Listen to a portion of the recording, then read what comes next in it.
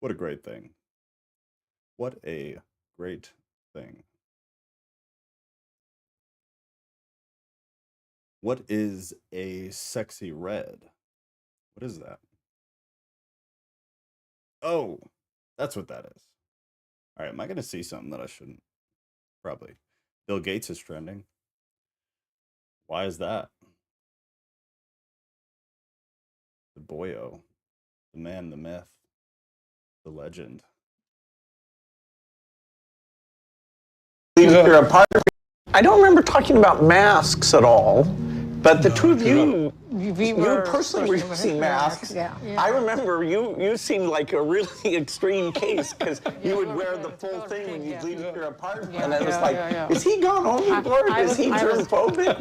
I was doing, yeah. Hope we've learned in the last year? Yeah, I just don't think of wearing a mask as such a deep inconvenience. I mean, we ask people to wear pants, why was this is politicized? Early stage of the infection, we thought this was about coughing. We didn't know the simple masks would provide so much benefit. You get the message about masks to be kind of bipartisan, let's protect other people type message. And then I don't remember talking about masks at all, but the two of you, you personally were using masks. Yeah. I remember you seemed like a really extreme case. That's wild. Hey, Ghost. Hey, Thursday, are we gonna destroy my timeline theory? If you're good and it will be available, I think that'd be cool. Otherwise, I'll post the poll. But if you're down for the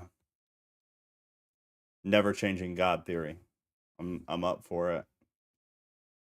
CJ, who's CJ?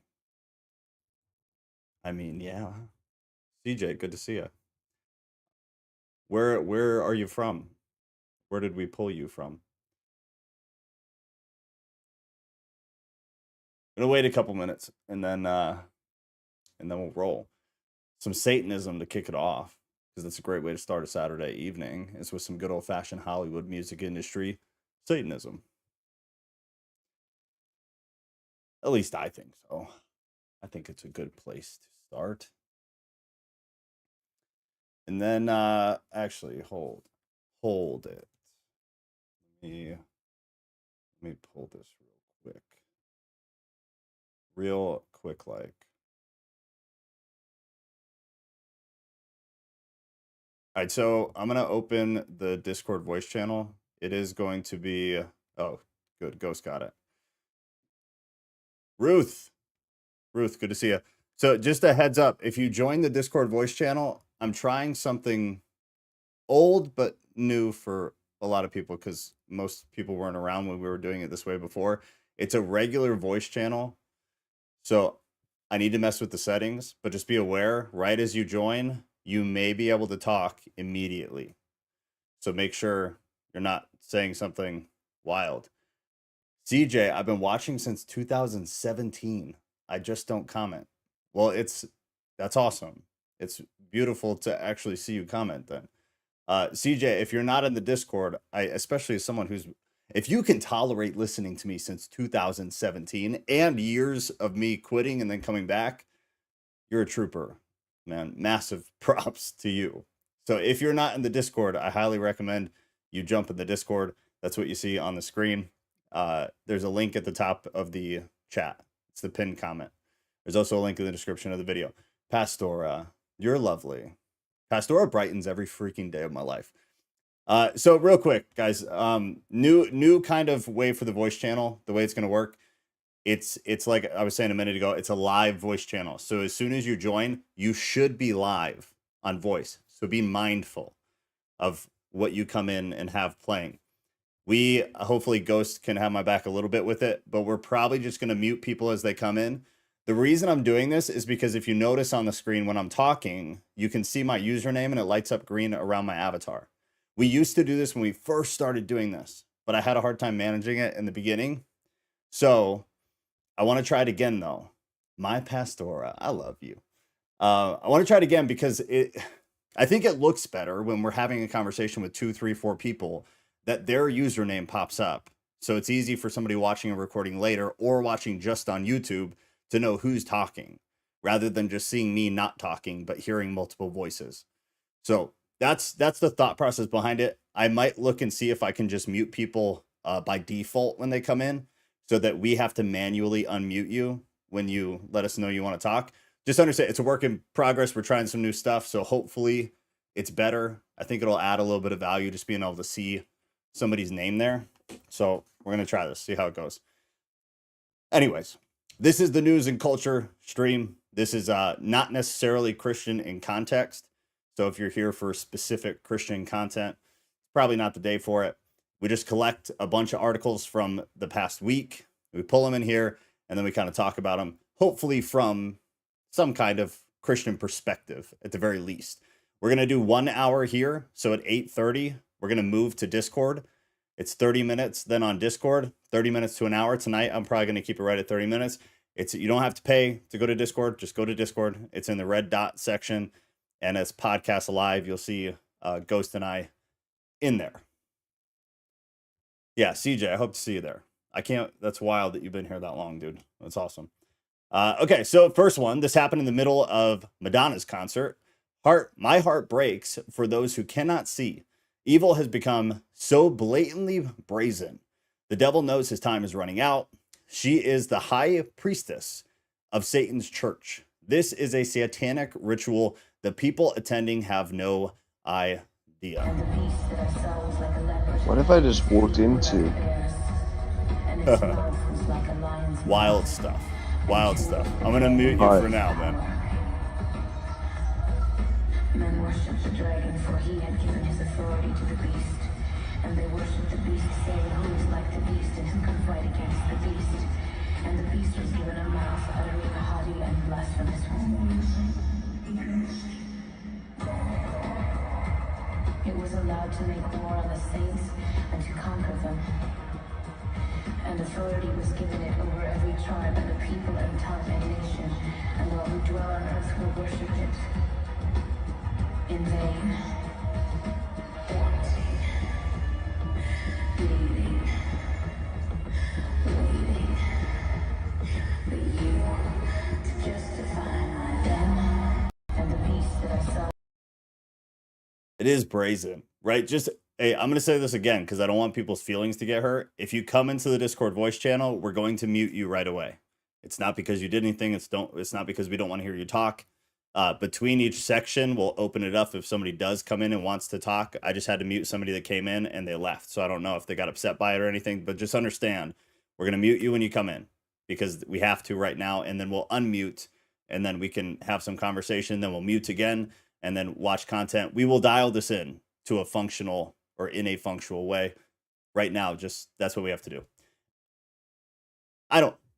There's a big argument that they're not really Satanists, right? I at least I hear that a lot. That it's all for show. It's just drama. It's Hollywood. It's eyes and ears and trying to captivate people. I don't know. To me, it's just blatant BS. It's on one hand, a lot of this stuff isn't actually like normal practice of this type of thing, right? Thank you, baby. You're the greatest. It's not normal practice. This isn't, in most cases, like what Satanists are actually doing with their time and how they're doing rituals. A lot of this, like people just need to understand, historically, it's not backed by historical Luciferianism. It is kind of the culmination of more of a Hollywood style production of what Luciferianism is. But it doesn't change the fact that the core fundamental intention is exactly what they say they are. I mean, and a lot of times too with Hollywood, like Taylor Swift is a good example where she'll have a show doing some witchy stuff, some kind of demonic stuff, but there's really no verbal affirmation of it, or there's no verbal confirmation of it. If you listen to this, if you were able to hear it, and in case you had a hard time or you want to come back to it later, if you come to news and culture and you hit today's date, everything will be in here. So I dropped every single link we're going to look at. It's in here so you can refer back to it later if you would like. But here, there's verbal confirmation of I guess what I mean is there's key words. They're actually verbalizing what they're depicting. It's not just the depiction. There's a verbal confirmation of the depiction, which makes it a little bit different, in my opinion, from a lot of the other kind of caricatures of Satanism within Hollywood. Go sit on some level. It's bait. It's all part of the gaslighting program. I agree. I totally agree. And I think they also, I don't know, I think that in a lot of cases, they take it to this very production style extreme because it kind of makes it seem more like just a production as well. It seems more Hollywood. It seems kind of over the top. So of course they're just putting on a show. They're just trying to captivate an audience. It's not really Satanism because they are kind of going over the top with it. I don't know. That's kind of my perspective of it. Lilith, good to see you. Val, what's going on, Val? It's good to see you.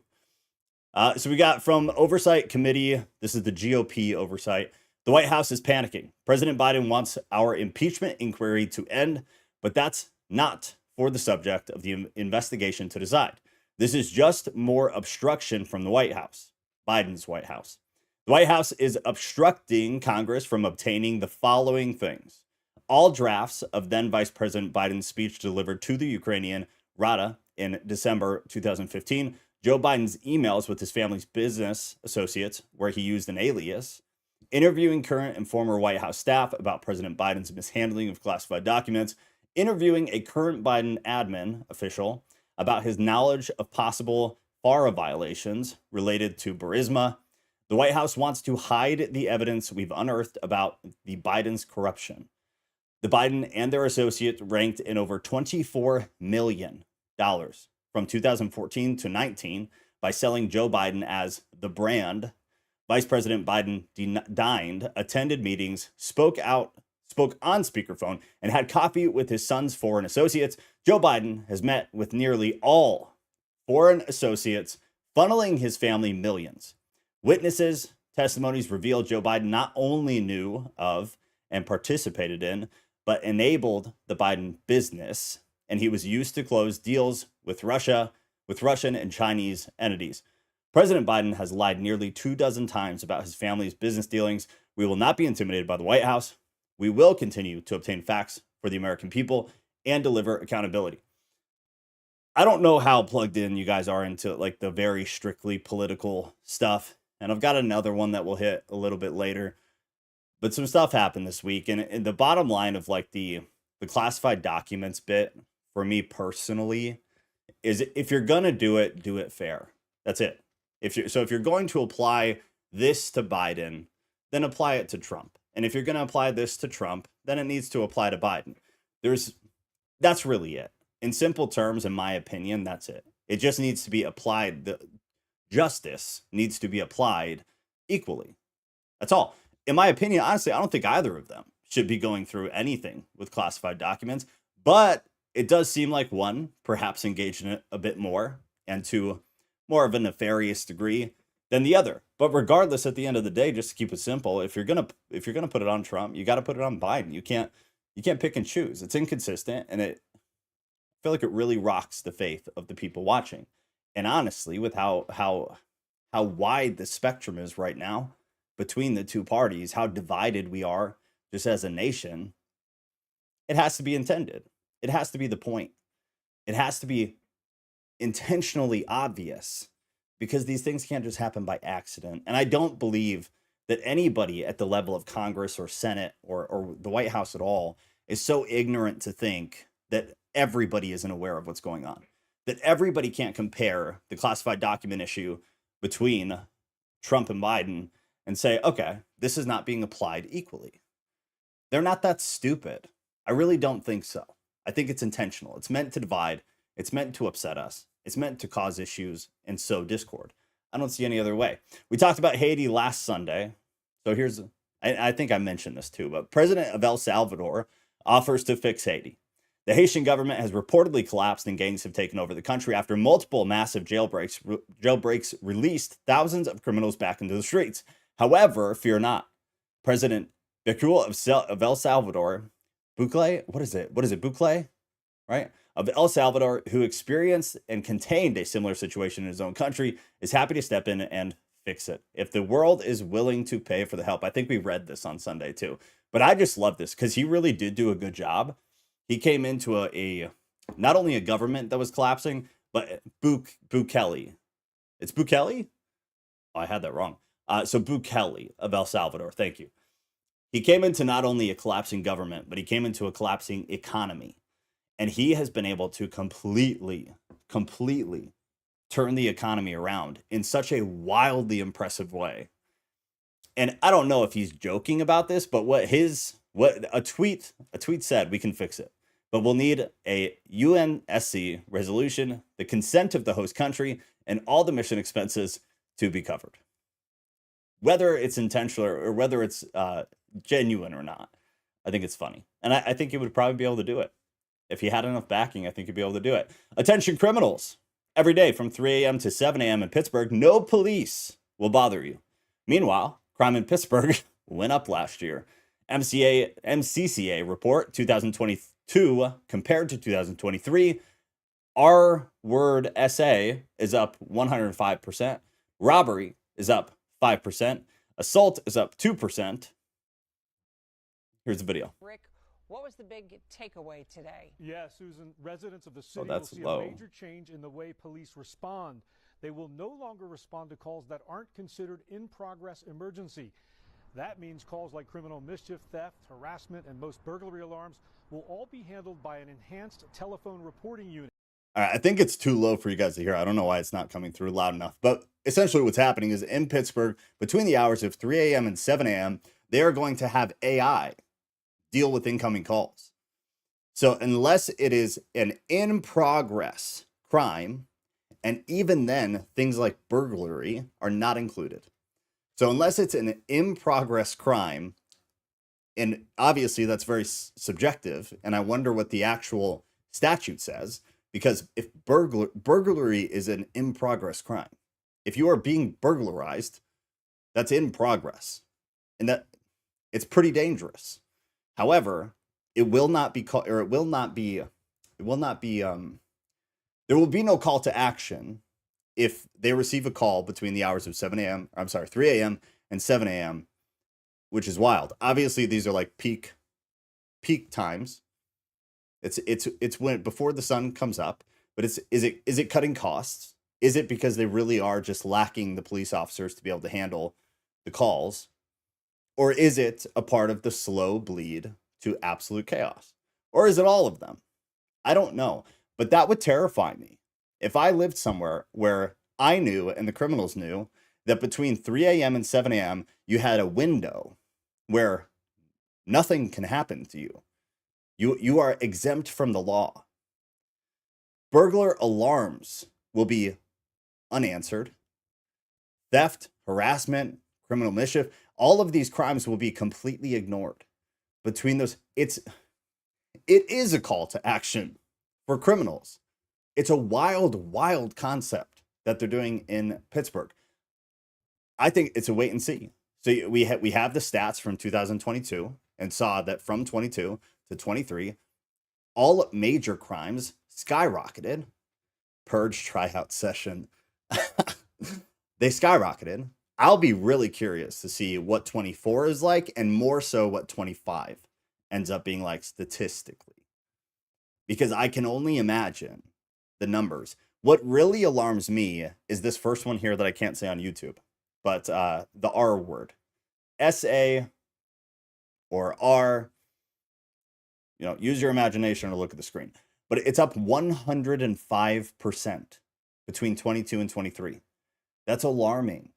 That's wildly alarming. And is also a testament to like greater problems in society. Greater problems between the sexes. Greater problems of what men have become. Primarily men, obviously. I'm sure a small portion of that is women, but predominantly men. It's a testament to all of these things. The absolute decay of civilized society. Val said, I was just about to say the purge as well. I want to go back. When we were doing the bit about Haiti and the El Salvador president coming in to fix it, Go said the consent of the Clintons. that is the backing that they would need. Anybody who's not aware of what happened in Haiti, that was because of the Clintons. If you weren't with us on Sunday night, or you just didn't know on your own, I recommend going and YouTubing it and watch some videos on it, because it's wild. It's a beautiful testament to just how crooked and how awful the Clintons are collectively, not just Hillary. But I would argue she's the worst. All right, more presidential and House of Representatives electoral votes will be assigned to the new illegals Biden has let in. Oh, wow. The illegals Biden has let in than the population of 40 U.S. states. We've talked about this a lot. So here, Democrats want these illegal migrants in here to create more electoral power. Since Joe Biden came into office, the estimates are as high as 10 million people that have come in. That would be 13 extra congressional districts. Again, we've talked about this a lot for like over a month. Big argument for a long time with the surge of illegal immigration was, oh, they're going to be able to vote. They're going to be able to vote. They're all going to vote. You know, Democrat, it's going to be a problem. Big argument back to the right was, no, they won't. They can't vote. They can't vote. They can't vote. Okay, all of that was a distraction. The actual thing that was happening was it doesn't matter if they can vote or not. Just the fact that they're coming here and then being shipped off to states, regardless of where, for the most part, they add to congressional seats. They add congressional seats.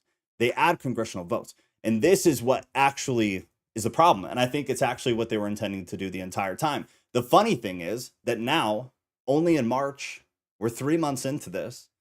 Obviously, it's been going on longer than that, but the big surge, we're 3 months into it, and already many states are talking about allowing illegals to vote.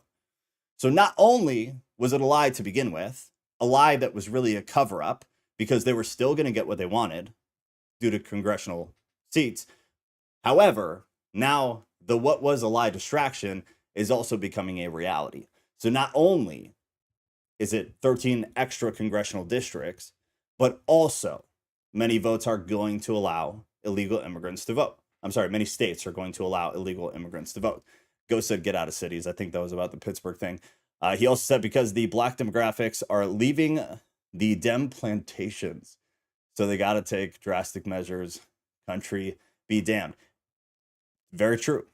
Many communities that are, heavily African American people, black people, who have been very much Democratic for a long time, are completely turning their back on the left, and that's a problem, obviously, because that was a huge voting base for the Democrats. And so losing that population because they see all of the flaws now. And I guess I'll leave it at that for now. Maybe we'll talk more in the after show, but they were able to see what was actually going on. There was an awakening. And so now they've lost those voters. They need voters. So they're shipping them in. They're bringing in as many people as they can. Just to be clear, in case people aren't around with us all the time, I have zero issue with immigration. None at all. I have zero issue with Mexicans in general. And I don't believe the majority of immigration is coming from Mexico. I think the majority of it, or at least the majority of what is bothersome, is coming from places like China. As one example. There are others, but to me, that's kind of the primary. More than 30,000 in a 2-week period. That's a lot. That's a lot. And that's not a friend of the U.S. It's alarming. No issue with immigration. I do have an issue with illegal immigration, and I do have an issue with illegal immigrants having the ability to vote. They're not yet invested in the country. I think if you go through the process and you become a citizen, you're invested in the country. And I'm 100% about anybody that is in that situation, that they have the ability to vote. I fully believe in that. I don't believe in bringing people across and then just allowing them to vote. I think and again, I've said this before and people kind of give me shit about it, but I don't think all Americans should be able to vote, to be completely honest. I think there should be some kind of process, whether it's being extremely involved in your community, like adding value to the community, or whether it's some kind of testing. Honestly, catch a lot of shit for it, but I think there should be some kind of testing. You should either be adding massive value to the community, or you should have to pass some kind of testing process in order for you to be able to say what should happen in the country. Obviously, it's a lot more complicated than that, and it'd be very complicated to make that work. But I think there needs to be something, some kind of prerequisite. I don't think just anybody should be able to have a vote. Maybe that makes me a terrible person. I don't know. I don't think it should be hard, but I think there should be something that shows that you're invested in the country, you're invested in the outcomes, and you care what happens here. You have a vested interest. I think people who know nothing about politics, have no idea what's going on, and are just sucking from the government, I don't think that you should be able to vote. I don't. And I'm feeling less and less bad about it as time goes on, to be completely honest with you. But it's just extraordinary that you can't even get your amendment through. It's amazing. It's amazing. But again, Maria, I think that this proves the motive behind the crime at our border. They want these illegal migrants in here to create more electoral power for them in their blue states. They're basically creating sanctuary cities to be a magnet, so these people will disproportionately flow to these blue states. They're shipping them there as rapidly as they can. Since Joe Biden came into office, the estimates are as high as 10 million people that have come in here. That would be 13 extra congressional districts if you allocated them the right way. This is a tremendous amount of power that the Democrats are bringing in. They're giving their voters, the blue state voters, disproportionately more power than they are giving my voters in Tennessee. And that's the problem. It makes no sense. It's illogical on its face. And like the Hollywood Satanism thing, I go back and forth in my head constantly about, well, do they really just think we're that stupid? Are they really that stupid to think that we don't know what's going on? Or is it all just meant to be very obvious? To power move, if nothing else, to do all of this, knowing that people know what's going on, but knowing they're not going to do anything about it. It's logic if the goal is to collapse the country. Yeah, very logic. Super logic. Puberty blockers, aka sterilization drugs, will no longer be prescribed to children in Britain due to potentially severe negative effects. This was posted by Elon. This is from Sky News. If it plays.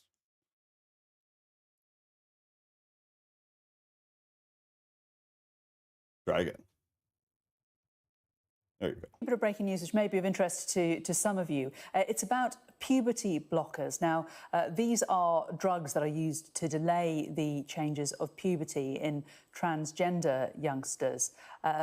In terms of how they are prescribed by the NHS, there has been a lot of controversy over the last few years about this. At the moment, they are only prescribed to children attending gender identity services as part of clinical research, and they are not routinely offered to children at gender identity clinics, but they are still offered. Well, the government, NHS England, has just confirmed that children will no longer be prescribed puberty blockers at gender identity clinics. This is coming from NHS England. It just broke in the last few moments.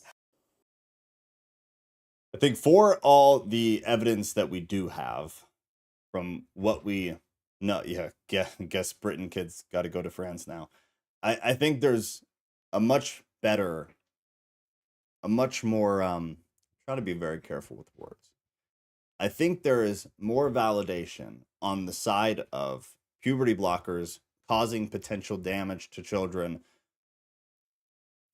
way more than there is any sort of evidence that shows that it actually helps them. When you look at suicide rates, when you look at actual hormone panels years down the line, and when you look at what were the drugs used prior, what were they used for, in what circumstances and situations prior to gender reassignment surgery, and just prior to surgery, gender reassignment in general. When you aggregate it all, it seems as though the risks far outweigh the reward, and therefore children should not be on them. I think when you hit adulthood, if that's what you want, I think you're a free agent, and I think you do whatever you want, baby girl. I don't think it's a great idea. I don't think it's beneficial from a health aspect, and obviously personally and religiously, I don't agree with it. However, I do believe in free agency, and I think people should do what they want to do. If you're an adult And if you have really, really weighed in your head what the possible consequences are, what the absolute consequences are, because there are many, and then if that's what you want to do, then that's what you want to do.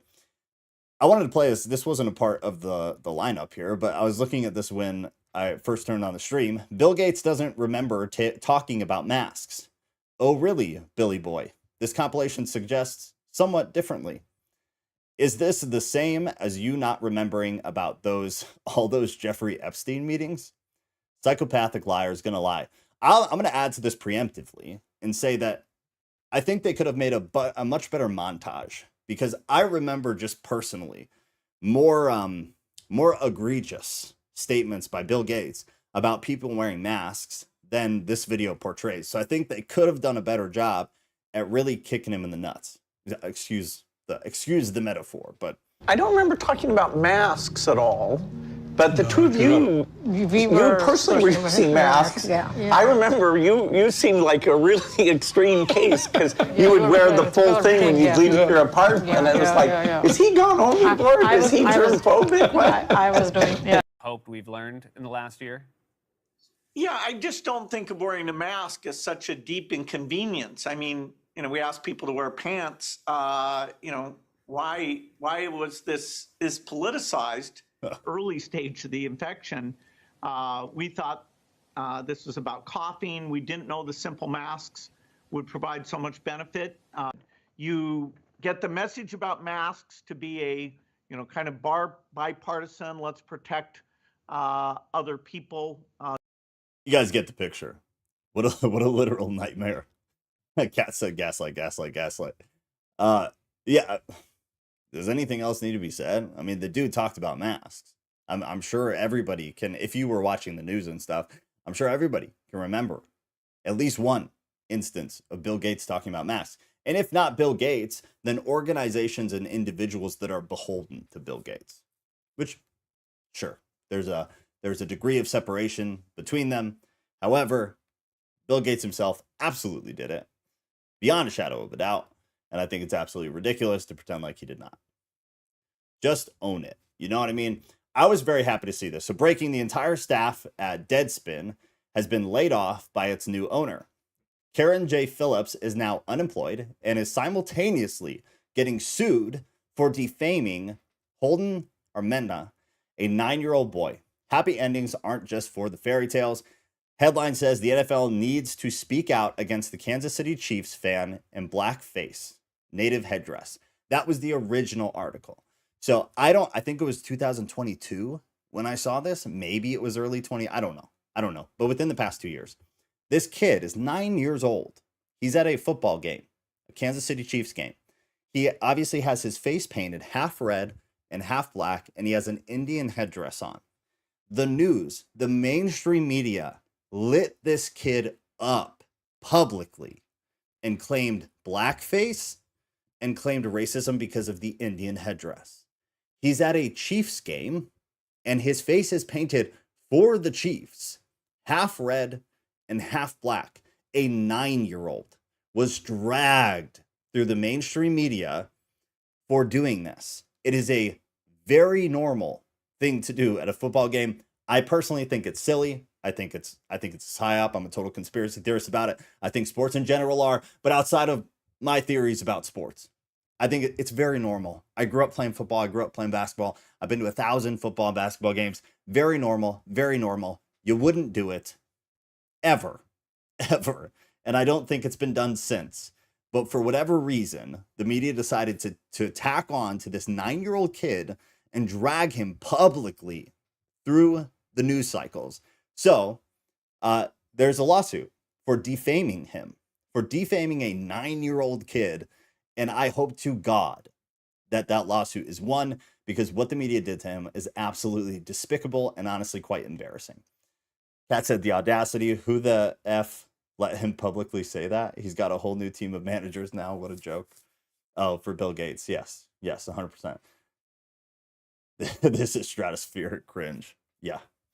God forbid your team has black in their colors. Exactly. That's just wild. Like that's one of those ones you see, man. And you're like, this has to be, is this the Babylon Bee? Is this a joke? Because there's no way this is serious, but it absolutely is. All right. Now, Yeah. Okay, so we have three of these. I already saw that. So the TikTok thing. I don't know how many of you use TikTok. I have TikTok for my social media stuff. I don't use it for anything personal though.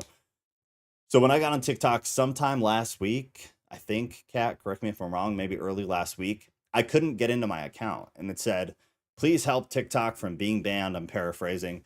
And then my only options were to put in my zip code and then call a local representative. It's the Babylon aka the MSM. So I had to put in my zip code and then I could call a local representative to tell them not to ban TikTok. So TikTok was, honestly, it was very impressive how easy they made it and how they made it seem like you didn't have a choice if you wanted to get into your account. Come to find out, if you just leave after getting that message and come back maybe 5-10 minutes later, your account functions normally. But how many people who are addicted to TikTok or who make their livings on TikTok would open their TikTok to see you can't access, there's no X button, there's no nothing. You can just put in your zip code and then it'll open up your phone app to call a local representative to fight on TikTok's behalf. How many people called? It made me think of election season. It made me think of how on the Democratic side, they do a really good job of getting people to go out and vote, and how on the Republican side, they don't. And it was a click in my head where I thought, because I was looking at it as someone who doesn't care. I could care less if TikTok stays around. I think it's absolute poison. I just have it because a lot of you have come from TikTok. I only know a good amount of you guys because you found me on TikTok. So I use it for that and I find it wildly beneficial for that. But I can only imagine the younger people. I can only imagine people who make their actual income, it's their job, their panic when they open the TikTok app on that day. I can only imagine it.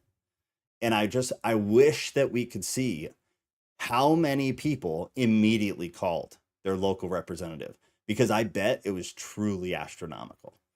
They did a phenomenal job, TikTok did, at getting people to call. Anyways, there's a lot going on with the TikTok thing. And to be quite honest with you, I'm not 100% sure what to think.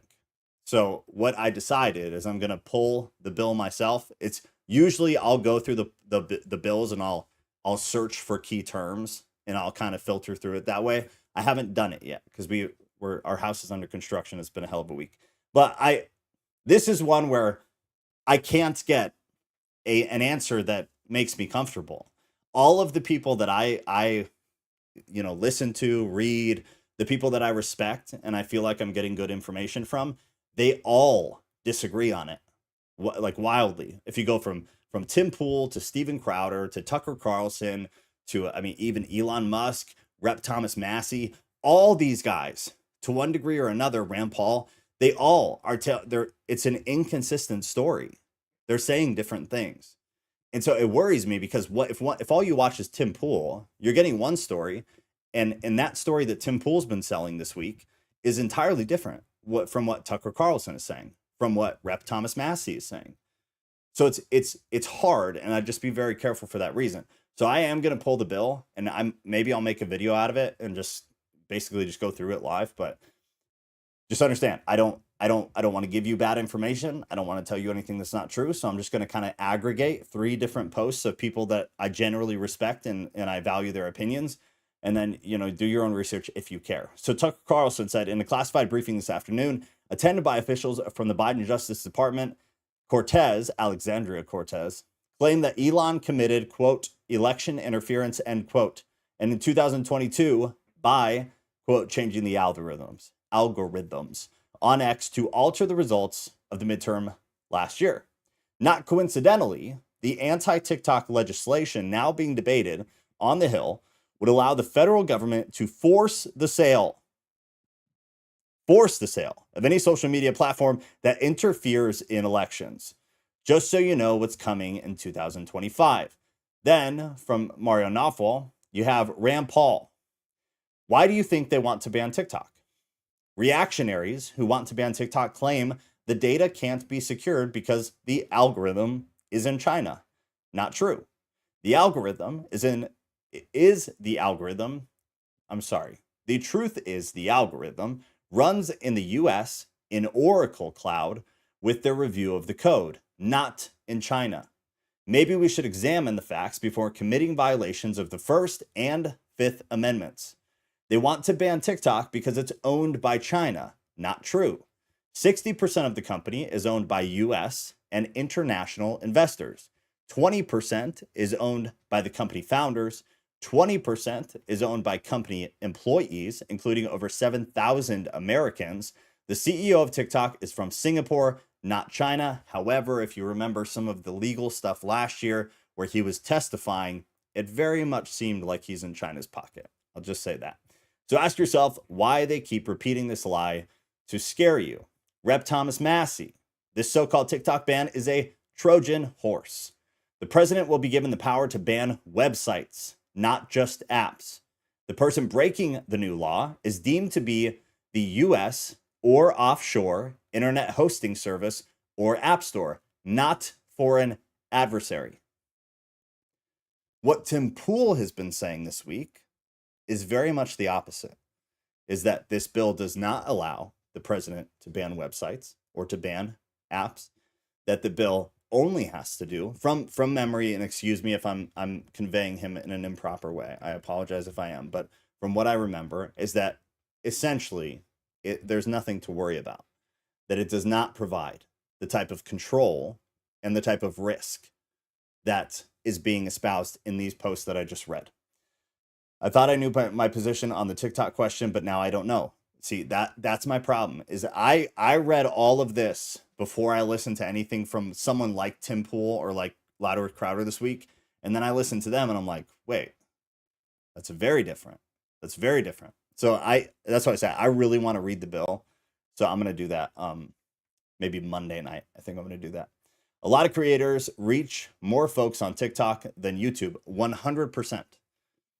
Just for reference, I posted a TikTok like 3 weeks ago when AT&T went down, 150,000 views and like 10,000 followers from the one video.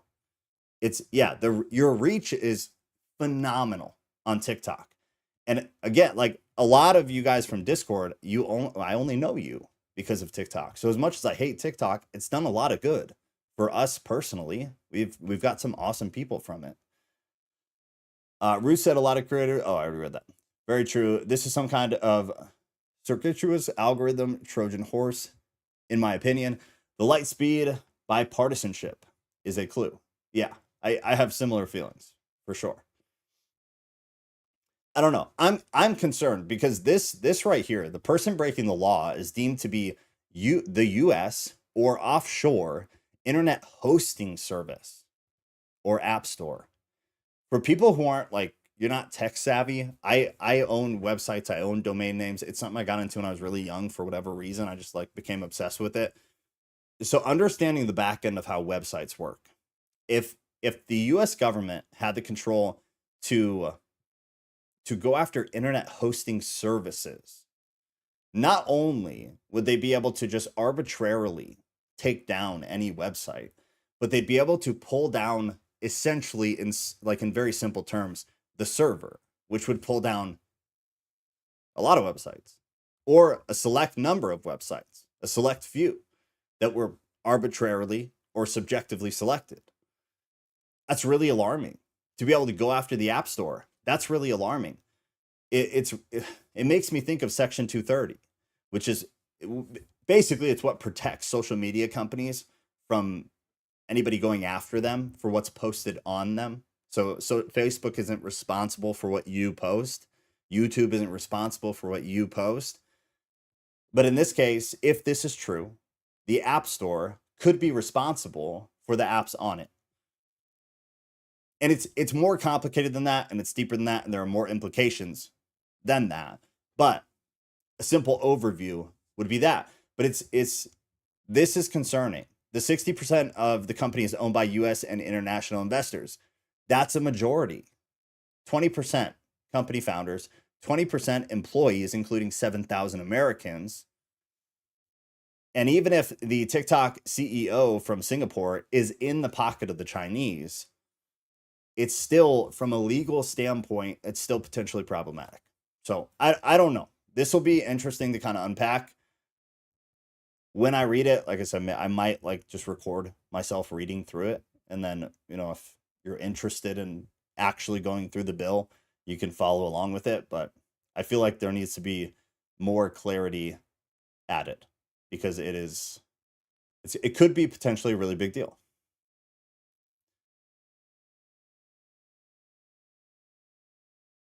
China doesn't need a silly app to spy on us. I 100% agree. They sure as hell don't. But I think TikTok is the greatest, the best ever in the degrading of the youth mind. If the US government, if any agency, CIA, NSA, whatever, if any agency was like, how do we infect the minds of the youth in America? How do we degrade their ability to think? How do we shorten their attention span to the point that they can never get full, accurate information because they just need to keep scrolling? Like, I don't know. I'll try not to rant, but think about this for a minute. Think about a lot of us who are, in our 30s, maybe late 20s, maybe 40s. We're on the older side of things. We have no problem and probably prefer to sit and listen to a podcast that's 2 hours long, because we want to hear a long form conversation where a point develops, that point is challenged, that point is compounded on, and then that point, there's some kind of discourse on it. And then you move to the next point, and then it's challenged, and then it's responded to, and then you move to the next point. That's, at least for me, that's what I really like. I like to hear the full context of conversation, so I know exactly what is being said, exactly what is being challenged, and what a possible response to the challenges are, and what maybe some other possible ideas in reference to the topic are.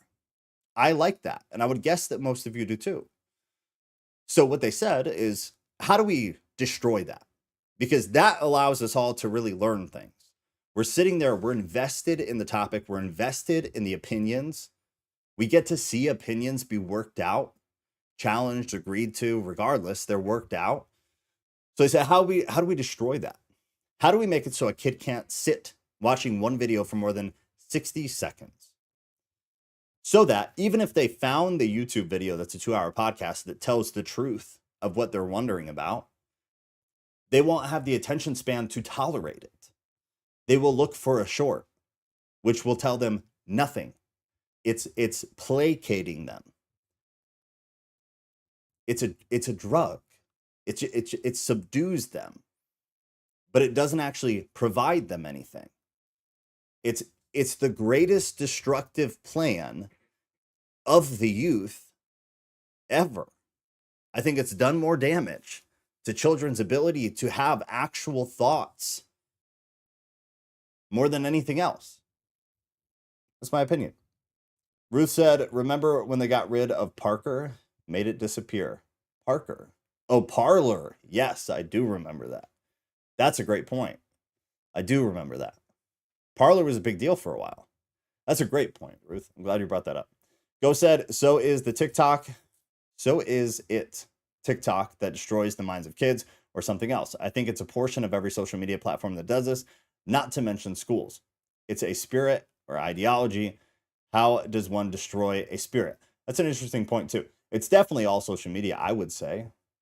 I would say it's all of them, but I think TikTok took it to a different level. And the other thing TikTok did was it in a fake way allows people to feel like they're important. So what TikTok will do is it'll provide you a video with, you'll post 15 videos that nobody cares. They watch 100 views, 50 views, 15 views, whatever. And then all of a sudden they'll promote one of your videos and it's got 100,000, 200,000, 500,000. And that is a dopamine drop, especially for younger people. They're like, holy shit, I'm famous. What I said was so smart.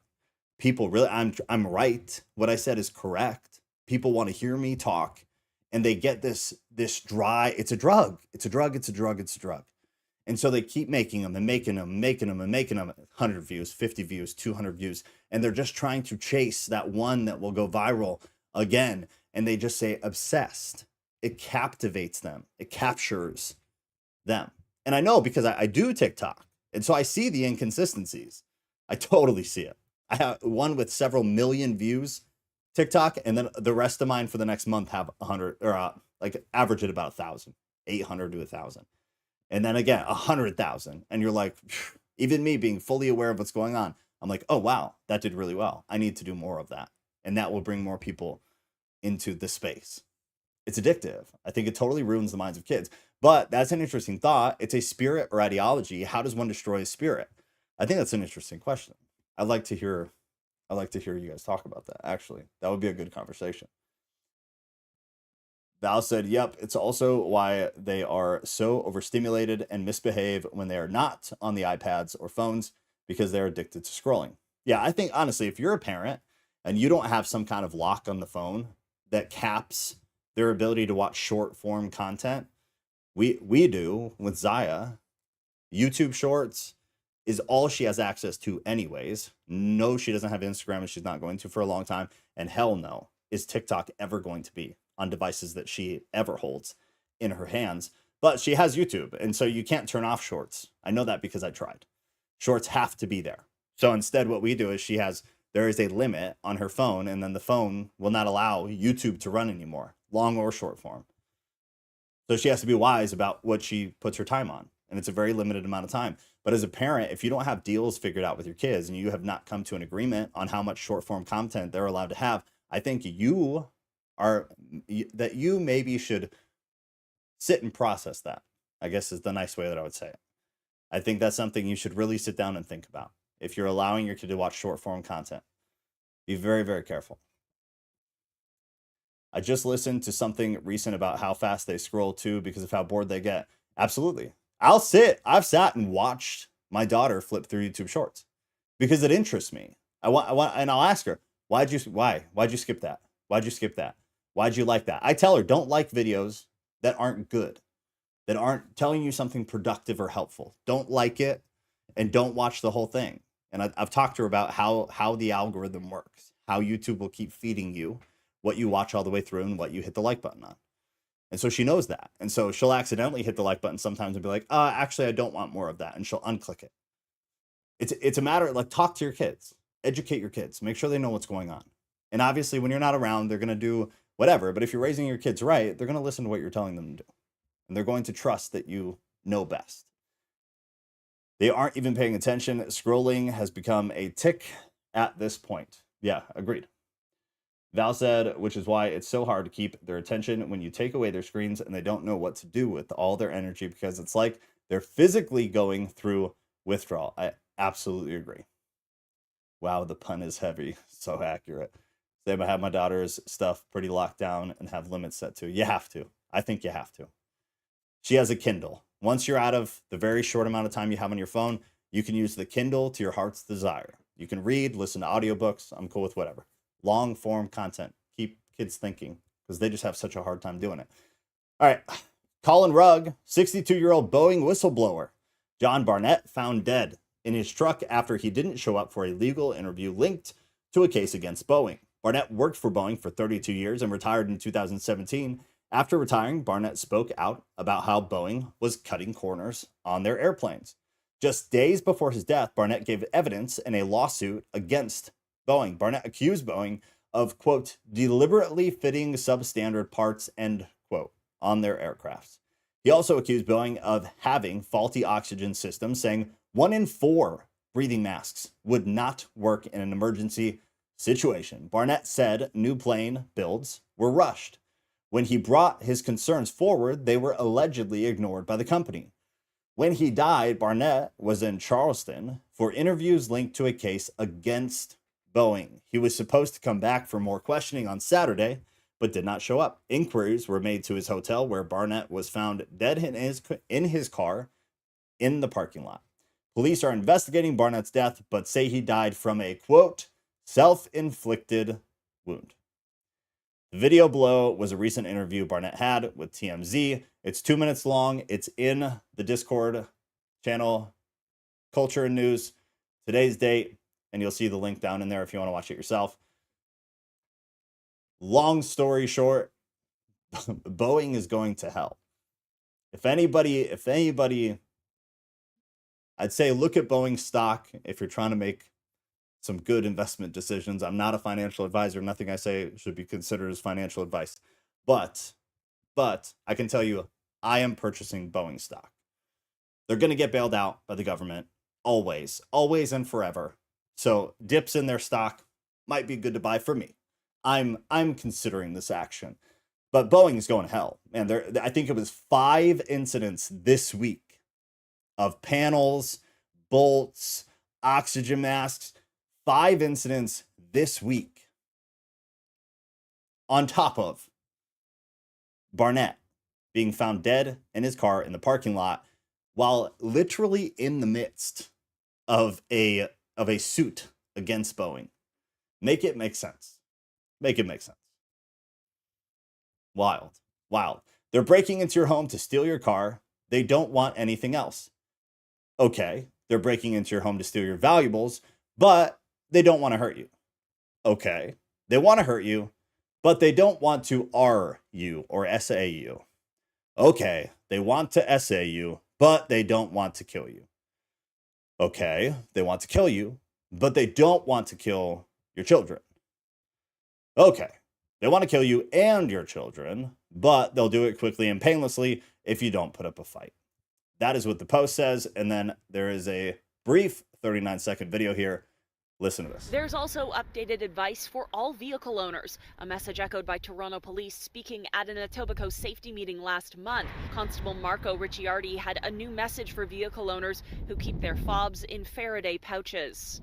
To prevent the possibility of being attacked in your home, leave your fobs at your front door, because they're breaking into your home to steal your car. They don't want anything else. A lot of them that they're arresting have guns on them, and they're not toy guns, they're real guns. They're loaded. That's why Galinsky says they will be installing the door stops and taking YPR's advice seriously. But she'd like more action from police. In case you don't get it, what they're telling residents to do is to hang your keys up right at the front door so that when criminals come and break into your home, they can just take your keys and go. That's what's being taught now. That's where we are. Not self-defense, not protect your home and your family, but just make it as convenient as possible for the criminals so that you don't get hurt. just leave your safe open at the front door, leave your keys hung up on the key ring at the front door, make sure your wallet's right there on the side table. Just have everything right there, baby girl, so that when the criminals do come, because they're coming, they can just break into the front door and have all your shit right there. That's insane. It's insane. The level of just absolute insane. This, honestly, it said a lot, but it actually internalized this. Not 3 to 5 years ago, this would have been a joke. You would have seen this in The Onion. You would have seen this on in the Babylon Bee. It's funny. It's funny until you realize, oh, they're serious. They're dead ass serious. It's wild, the world we live in. Kat said I'll have something else set up by the front door, make it through, and you can have the keys. Yeah. Wild. Breaking. Internet outage hits Africa. At least 3 undersea cables have been damaged off the coast of Africa, causing widespread outages across the continent. This is a devastating blow to internet connectivity along the west coast of Africa, which will be operating in a degraded state for weeks to come. The only reason I brought this up is because about a month ago, when we were talking about the issues with the Houthis, and there was some bombing of ships and some pirate activity going on. There was a lot of talk about, well, if the Houthis cut, or through Iran cut the underwater cables, we would experience some pretty significant issues from that lack of connectivity. And then that did happen. And so now, at least 3 undersea cables have been damaged off the coast of Africa. What's alarming about this is what we kind of touch on periodically. And Ghost has always had a lot of good stuff that I think he and I had. We did a little war game a couple weeks ago about this. But what the catastrophic outcome would be if we lost internet connectivity. Yeah, it was. It was, I think, Kat and Ghosted me, and maybe there was someone else there too. But we were talking about what would happen. What would happen? What if you just lost cell service? What if you just lost internet service? What are the ramifications? What is the trickle-down effect of that? And I think people really underestimate what that would be. I think it would be catastrophic. I think millions of people would die in short periods of time if that would happen. Not because we need the internet to survive. That's very shallow thinking. But just what runs and functions based on the internet only. Even just in the medical field, I think you'd have hundreds of thousands of deaths in a short amount of time.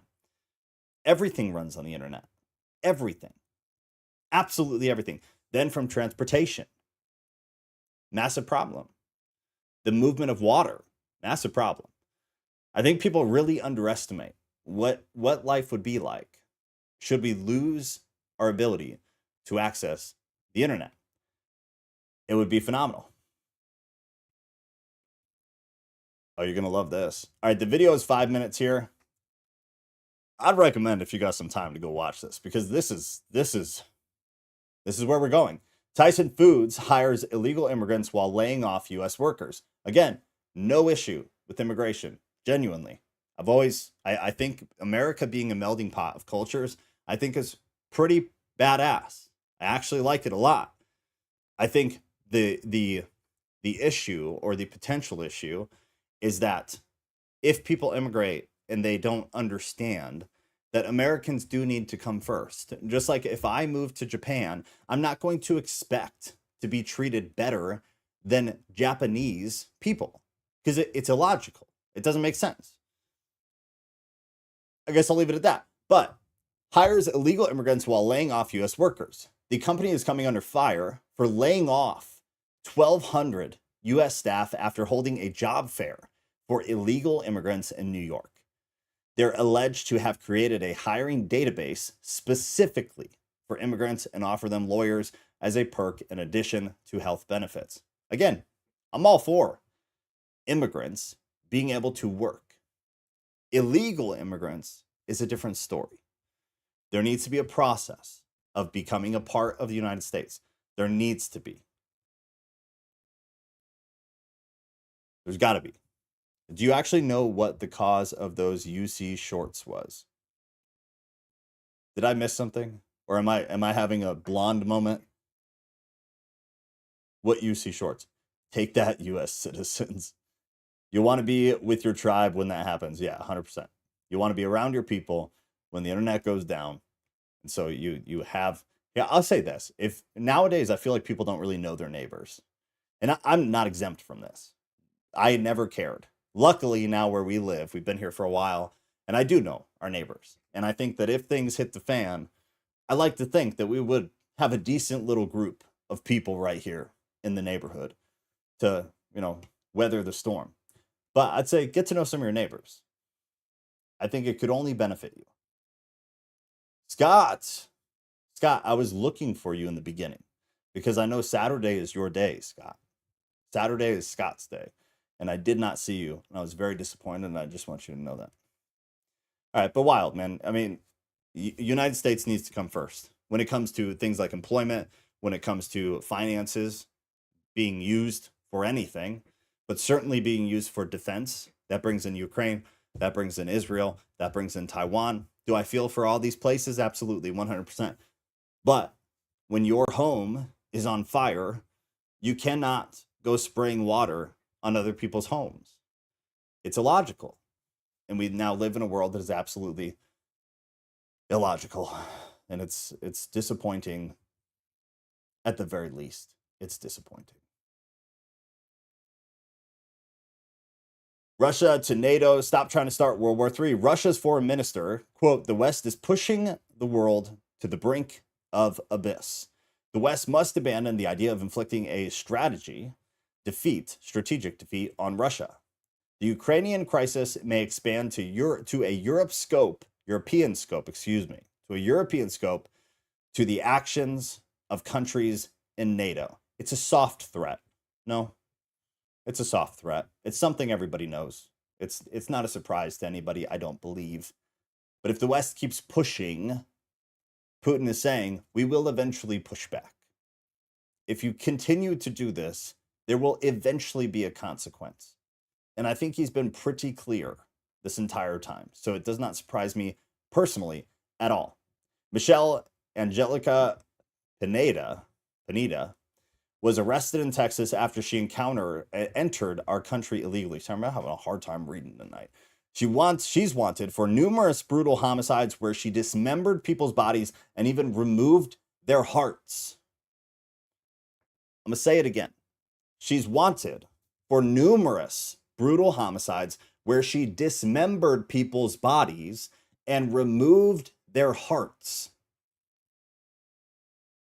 This is when the kids would say FR, FR. Ghost taught me this one. For real, for real. Biden's open border allowed dangerous criminals like this to roam our country. We need to hurry up because we need to move the Discord. So I'm not going to watch or I'm not going to play the video. Again, it's in Discord under today's date in culture and news. Wild story of what are they called? Hold on. They're called the assassin artists. These people are called the assassin artists. That's her right there. Wanted for several homicides in Juarez. Part of the Aristas Asinias. I'm sorry, I don't speak Spanish. But they're called the assassin artists. Removed hearts. Dismembered bodies. So this group, maybe a gang, it kind of seems more professional than that from the way it's being depicted. The assassin artists are dismembering people and removing their hearts. And then the best part, hold on. El Paso's FBI says several law enforcement agencies worked together to arrest removing hearts and placing the hearts in front of Santa Muerte statues. Placing the hearts in front of Santa Muerte statues. It's a sacrifice. Wild. Wild. And now, just to be clear, she was arrested in Texas after being allowed to enter the country illegally. Oh, no, L. I'm not sure who you are, L, but I got you now. Okay, so L said, sorry, meant, do you know what caused the internet outages in West Africa? Like, what makes you think it to Houthis? Just wondering. I did not mean that those things were connected, so I apologize if I was not clear about that or if I blended the two together. I was merely connecting the events in a separate way, I guess. So about a month ago, we were talking in the context of Iran, Gaza, and the Houthis, that there was a threat from the Houthis that they were going to cut the lines in the Red Sea. I'm sorry, I should have been more clear about this for people who don't sit here every Saturday night, that they threatened to cut the lines, the underwater cables in the Red Sea. What I'm just saying is that I find it interesting that now somewhere totally different, there are not threats, but actual cuts of the underwater cables. My point in a general sense is that it seems as though there is some kind of warm up, dry run, practice, maybe a desensitization of loss of connection. And again, we kind of war gamed this out a couple weeks ago about what would happen. But we have the AT&T going down a month ago. And then 2 weeks ago, not 11 days after the AT&T thing, you had Meta servers went down. You had Verizon, you had T-Mobile. All of these things that are not normal. It's not normal for that to happen. If you follow these things and you look at the statistics from downdetector.com or others, you can see, no, it is not normal for that to happen. That's not a normal thing. And so you have that about a month after the Houthi thing with cutting the underwater Ethernet cables. And now in Africa, you had 3 get cut. So my general thesis is just that it's some kind of priming for a different world of connectivity or potential attacks on our connective power. That's what I'm saying. So I didn't mean that they were connected, the Houthi thing and the West African thing. That's not at all what I meant. So I apologize. I should have been more clear on that. Oh, this is good stuff. I'll play this. This will be the first thing we play in the after show. So guys, if you're not in Discord, like L, I don't know if you're already in Discord. There's a link to the Discord in the pinned chat here on YouTube. There is also a link to the Discord in the description of the video. It is free. You'll just click the link. You'll join real quick, accept the rules, and then you're good. You're good. You're in. Once you are in, you're going to come to the red section. So if you scroll down, streams and lives, and you'll see that Ghost and I are already sitting in the podcast live. I'm going to shut YouTube off. We're going to continue on for a little bit over on Discord. Again, it's free. Just join and you're good to go. And I will see you there in a few. If you don't come, have a lovely night. L, I'm glad you asked. Thanks for having me explain that. Have a good night if we don't see you over there.